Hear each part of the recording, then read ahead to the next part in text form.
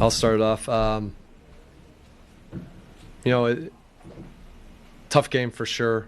Harden came out, made a ton of shots early, but we stayed within the game. I think it was a 3-point game with 5 minutes to go in the second quarter. They made a run to finish. We tried to make a little push there at the start of the third, but they knocked us out in the third quarter, and we didn't recover from that.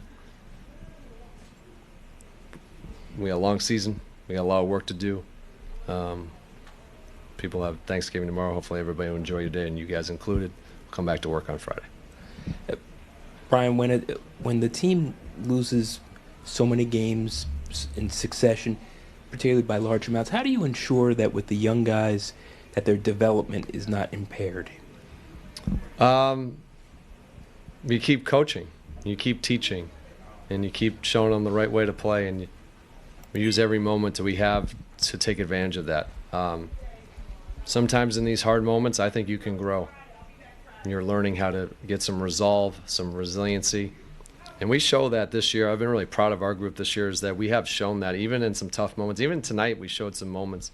I didn't think as much in the second half, but we showed some resolve in the first to cut it. And I thought we missed some shots at the end of the second that would have kind of staved off their run a little bit. We had some wide open shots. But we have to accept where we are, and we have to, but not accept our reality of going forward. And how do we get out of this? I think sometimes in the struggle of things, you can make great changes because it's going to reveal our character. And I talked about that before. One thing I was really proud of these guys in the timeouts and the huddles is they were coaching each other. They were helping each other. And that shows me that we're on the right track, even in a tough moment. With the three rookies, considering that they haven't been through this before, do you have any concern that the losing takes a toll on them, that like a psychological toll on them that could then hamper their growth? I do not. I will differ from most on people. I think that I believe in the character of our guys, first and foremost. I think when you're in tough things, I think you can really grow, and I think that's what I've been impressed that these guys are continuing to grow even when they're faced with adversity. And we're not going to back down from that. And we're going to double down on what we believe in and habits and teaching and coaching.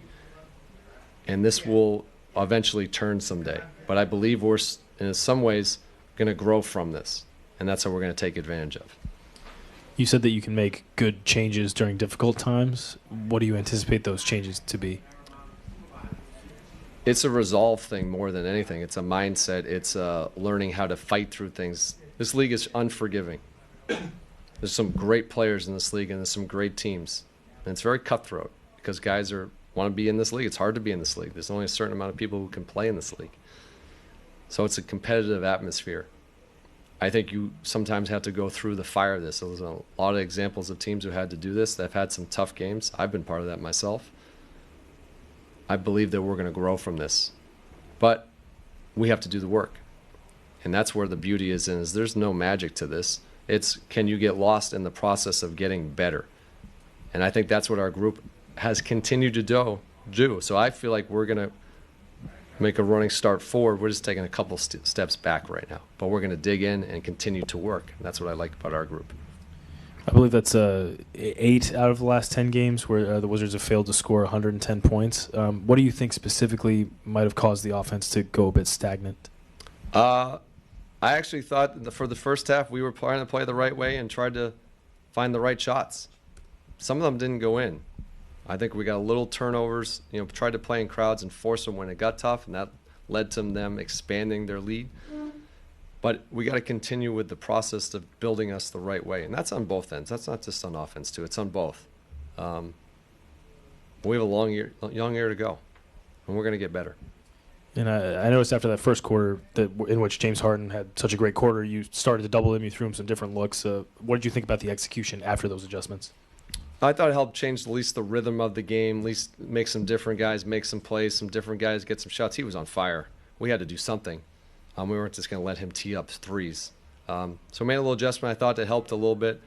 That kind of gave us a little bit of a run there going into the second, but we just didn't finish the quarter well in the second. That would have propelled us in the halftime, but we missed some shots that were open, kind of led to that too. After the New York game, you were pretty upset with your team's competitiveness. Are you seeing any similar issues after today's game? I thought we gave in more in the second half. The first half, give credit, he made some tough shots. We made an adjustment.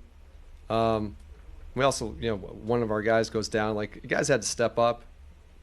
But the competitiveness part, only the second half we kind of let go of the rope. Is it frustrating to have that kind of setback in the second half with the competitiveness in particular? No, because you always want your group to push forward. But the one thing I told you is, like, in the timeouts, these guys were staying connected.